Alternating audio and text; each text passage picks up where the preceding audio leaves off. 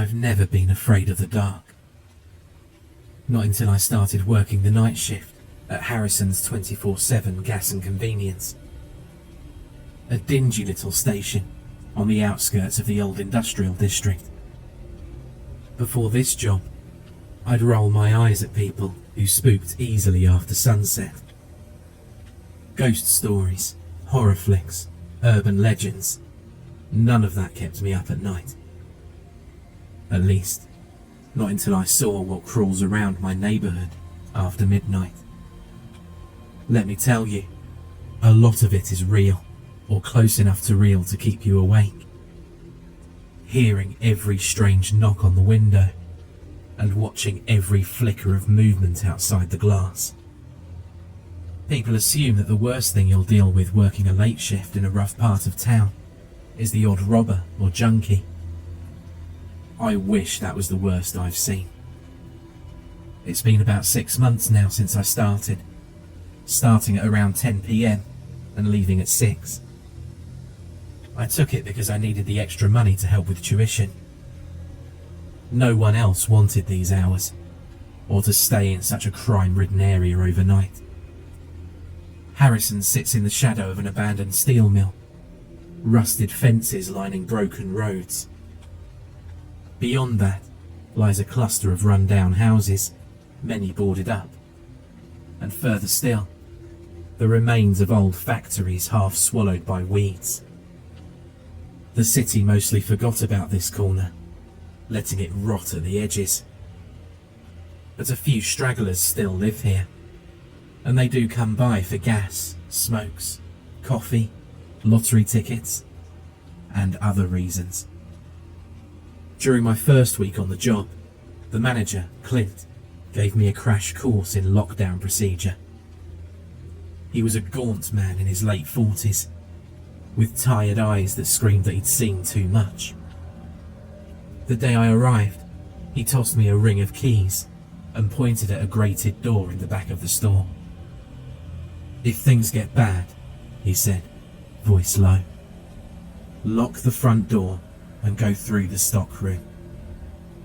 There's a heavy metal security door there. Key 4, see? Shut it behind you. Wait till dawn if you have to." I laughed nervously, thinking he was exaggerating. "Bad, like a robbery?" He shook his head. "You'd be lucky." That statement echoed in my mind for a while. But on that first week, nothing happened. Just the occasional shady character paying for beer and leaving. It felt anticlimactic, to the point I wondered if Clint was messing with me. Then, Sunday came. At 2 AM, I was wiping down the coffee station when the store phone rang.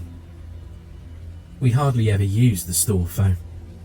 People usually call for corporate issues or lost credit card receipts during normal hours, not in the dead of night. The ring made me jump. "Harrison's," I said, trying to keep my voice steady. A crackle of static, then a hushed voice. "Close the front door. Lock it now." I looked around, seeing no one else. "Who is this?" "Just lock it," the caller repeated, then hung up. I was terrified. Was this a prank? But then I remembered Clint's words. I glanced around. The gas station was empty of customers. Outside, the lot was dark. I saw no cars, just the flickering lamp of the one working streetlight. I took a shaky breath and, feeling ridiculous, locked the front door. I even flipped the open sign to closed and switched off the overhead sign outside. Not a minute later, I saw them. 2 figures trudging along the sidewalk. At first, I couldn't make out any details. Then they passed under the streetlight. One was very tall, unnaturally so. At least 7 feet tall, but rail thin. The other was shorter, stooped, his arms dangling strangely. They drifted across the lot, then paused, turning as if sniffing the air. My stomach twisted at the way that the tall one craned his neck, eyes scanning. They stepped closer, not quite facing the glass, but near enough that I could see. Well, let's just say that their faces didn't look normal. The tall one's eyes were sunken, and you could see suggestions of teeth that looked more pointy than normal. The shorter one's face was mostly hidden, but I glimpsed patches of what might have been scales or ridges on its forehead. They wandered up to the door. The taller one tried the handle. Locked. I crouched behind the counter in terror. After a moment of ominous silence, I heard footsteps scraping the pavement. Peering cautiously, I saw them move on, their silhouettes dissolving into the glue beyond the station lights. I didn't open the store again until sunrise. The phone never rang back that night, nor was there any mention in the local news about tall creatures creeping around the industrial district. But I knew I'd seen something real. The next day, Clint just gave me a nod when I explained. "You did good," was all that he said, like it was perfectly normal. The second strange incident happened about 3 weeks later. About midnight, I was reading some dog-eared paperback novel to kill time. No customers for the past hour. The security cameras showed nothing. Then, a truck rumbled up to the station.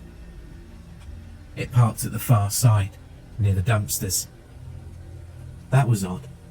Delivery trucks usually come in the daytime. I stepped outside, the smell of diesel in the air. The trailer was unmarked, battered, lights off. I walked over, cautious but curious. The driver's door opened, revealing a woman with long, stringy hair. She slid down, shot me a quick glance that made my skin crawl. Her eyes were dark, ringed by smudges, like she hadn't slept in days. Without a word, she marched to the back of the trailer and unlocked it.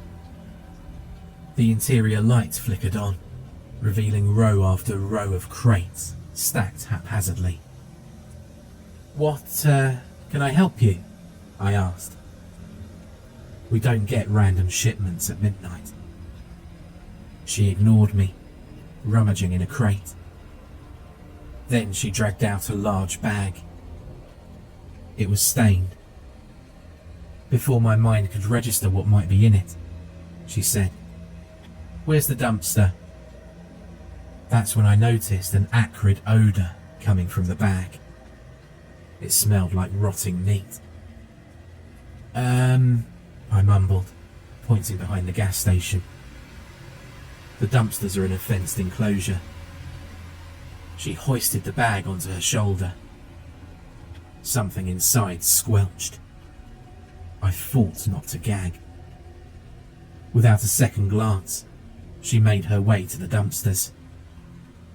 I stood there, stunned, until I heard the lid of the dumpster slam shut. A moment later, she reappeared, hands empty, walking back to her trailer. She slid into the driver's seat. The engine roared awake. She didn't come into the store, didn't pay for anything, just left that vile bag in our dumpster. The truck rumbled away, tail lights vanishing into the night. I wanted to check what was in that bag, but something in my gut said, "Don't. For the love of God, don't." Eventually, though, curiosity got the better of me. I grabbed a flashlight, put on gloves, and approached the dumpster. The reek was overpowering. Lifting the lid, I spotted the bag half submerged in trash. It was partially open, revealing lumps of raw, pinkish matter. I don't really know how else to explain it. At first, I thought it was just animal carcasses, pigs or goats or something.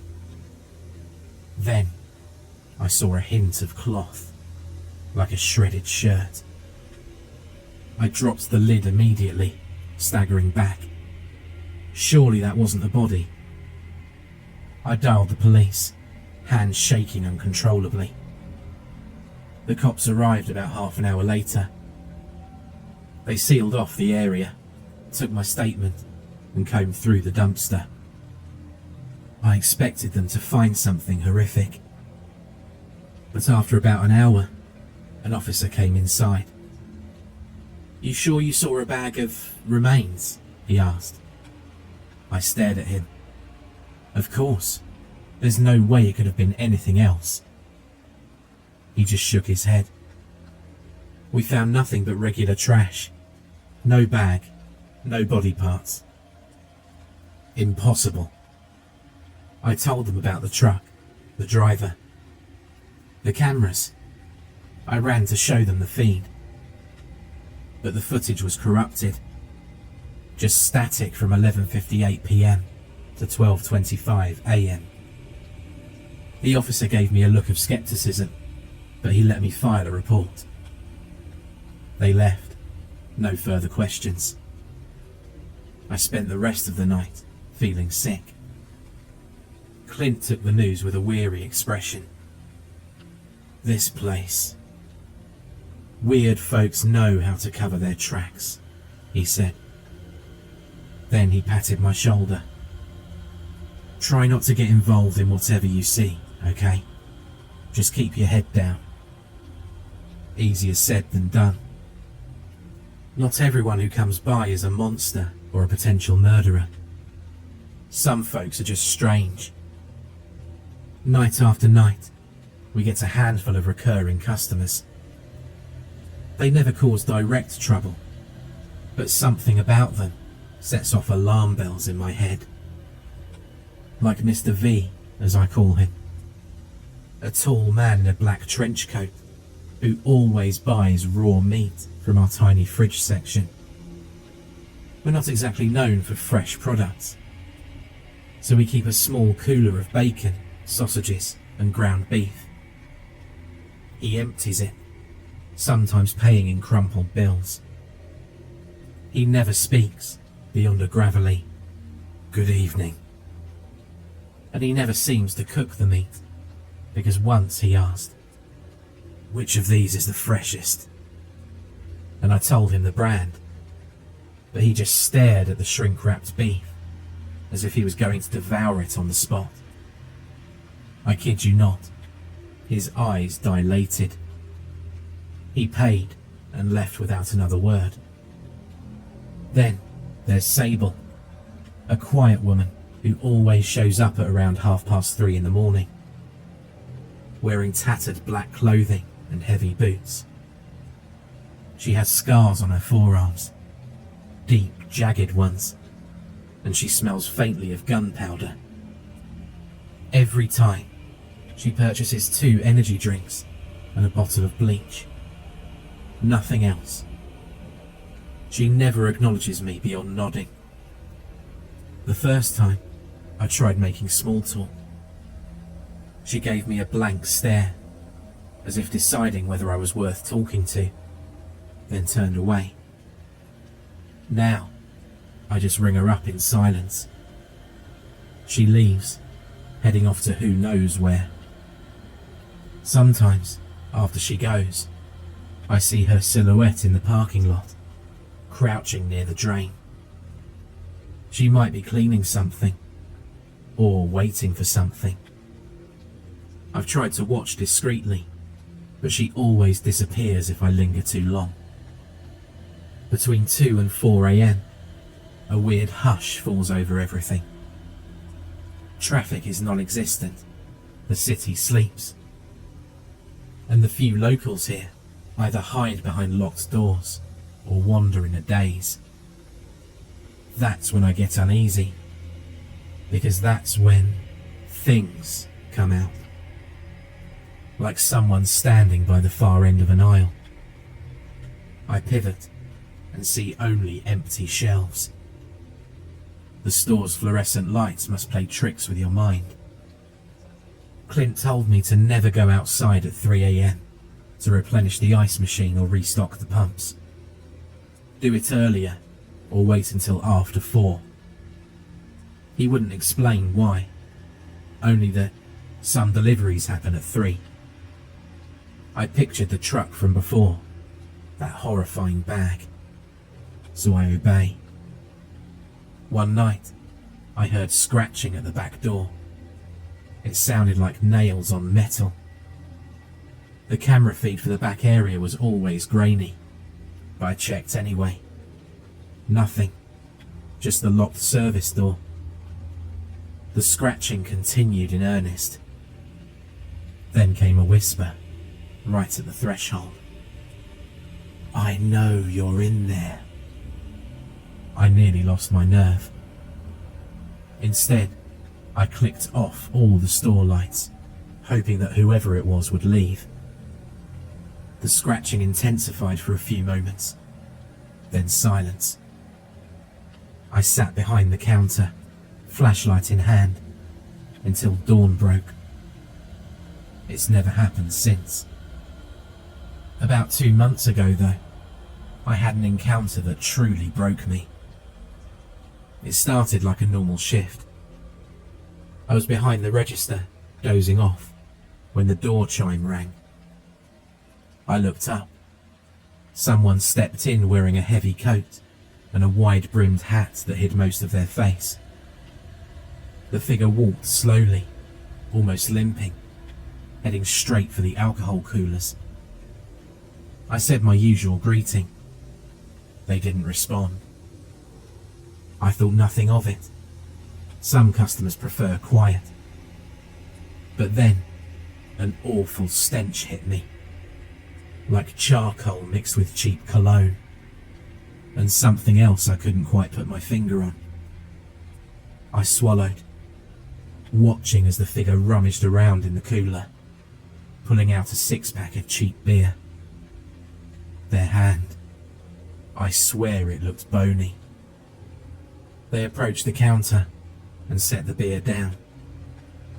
I forced a polite smile. "Anything else?" I asked, trying to ignore the smell. A moment of silence. Then a voice rasped from beneath that brim. "Cigarettes, menthol, 2 packs. I nodded, turning to grab them. My hand shook a little, because my instincts screamed danger. I slid the cigarettes across. His face was hidden by shadow. I didn't want to stare at him, so I kept my head down as I served him. They placed a wad of bills on the counter, crumpled and stained. I rang them up, trying not to gag. Then, as they took their change, the figure said, "You smell healthy." Every cell in my body told me to flee. Instead, I just stared, speechless. Something about their voice was simultaneously hollow and wet. They leaned forward. "Working so late isn't safe. You never know who might come by." My mind went blank. I'm fine," I managed. They gave a low chuckle, a rattling sound. Then they turned and left. The door slid shut, leaving behind an echo of that vile stench. I realized my shirt was damp with sweat. It took me 10 minutes to calm down. I checked the security camera afterwards. It was static again, from the moment they entered until the minute after they left. Over the months, I've collected countless small horrors. Broken glass outside that reforms into strange patterns. A lost baseball cap that makes you feel incredibly strange if you put it on. But the final straw came 2 weeks ago. It was near 4 a.m, the witching hour's almost over. A typical quiet shift, with only 1 or 2 customers all night. I was sipping stale coffee, counting the minutes until dawn. Then, a battered sedan showed up. Out stepped a middle-aged woman, hair dishevelled, eyes wild. She ran inside, nearly crashing into the door. "Lock it," she gasped, grabbing my sleeve. "You have to lock it, hurry." She looked terrified. Without hesitation, I flipped the lock, adrenaline surging. "What's going on?" I asked. She pressed her back against the wall. "I was driving from the hospital, saw something in the road. It wasn't human. It chased my car, I barely got away." "It followed you here?" She nodded, trembling. "It was on all fours, but it had eyes like a person." I scanned the parking lot through the glass. The area seemed empty. "Look, maybe we should call the police." Before I could finish, a heavy thud struck the back door of the station, reverberating through the store. The woman screamed, covering her mouth. I grabbed the phone and dialed 911. Busy tone. Busy at 4 a.m. The thudding came again, accompanied by an inhuman snarl. My mind flashed to the lockdown drill that Clint taught me. "This way," I whispered, motioning for the woman to follow me to the stockroom. We hurried behind the shelves, past the soft drinks and candy racks. Another furious impact rattled the metal back door. I fumbled with the ring of keys, finding number 4. The security door in the stockroom was old and stiff, but I managed to yank it open. The woman and I ducked inside a small hallway beyond, where another locked door led to God knows where. Some exit, hopefully. The back door screeched. I heard metal warp. I then had a terrible realization. We're trapped. If that creature broke through, we had no direct exit. The second locked door might lead outside, but I'd never used it. The woman was sobbing softly. I forced my shaking hands to try the second door. Key 7. No, 8. At last a click. I pulled it open, and we stumbled into a narrow alley behind the station. Keeping low, we crept alongside the building, hearing growls echo from inside. A crash. Maybe the creature had forced the door. My insides turned to jelly. We tiptoed through the alley, emerging onto a side street. Her sedan sat in the lot. If we made it there, we could escape. We sprinted for her car, hearts in our throats. As we reached it, I caught a glimpse of the thing in the reflection of the passenger window. I don't believe in werewolves, but that sight made me think twice. We lunged into the car. She revved the engine, tyres squealing. The creature slammed into the rear fender. The car lurched, but she stomped on the gas. We sped out of the parking lot, flying down the deserted road. She dropped me off 6 blocks away, near a cluster of still occupied houses. I thanked her shakily, then she sped off, not wanting to linger. Morning was just breaking. A part of me felt guilty for leaving the station, but what else could I do? I couldn't handle another second there, not with that monster inside. I showed up the next afternoon, fully expecting to be fired. But Clint just shook his head, said nothing about my disappearance. The back door was intact, not a scratch. The stockroom door was locked, no sign of forced entry. The security footage for 3:50 AM to 5 AM was static, of course. I realised that I couldn't keep doing this.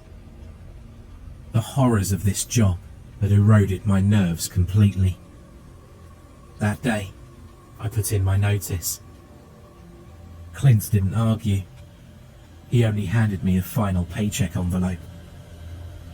Inside was my usual pay, plus a hefty bonus. No explanation. As I packed my stuff, Clint said softly, "This place gets under your skin. It's good you're leaving." I looked at him, seeing the toll of the years in his tired gaze. "Why do you stay?" I asked. He shrugged. "Someone has to man the station." Then he gave me a faint, sad smile. "But not you. Not anymore." I walked out, never to return. The nightmares linger though. My current job is a safe day shift at a mall, miles away. Yet sometimes I catch a whiff of that rancid smell, or see a figure out of the corner of my eye that's too tall, too thin. At night, I wake up thinking I can hear things, only to find that there's nothing there. There are corners of the city no one wants to admit exist, where reality frays at the seams. Harrison's Gas and Convenience is one of those corners.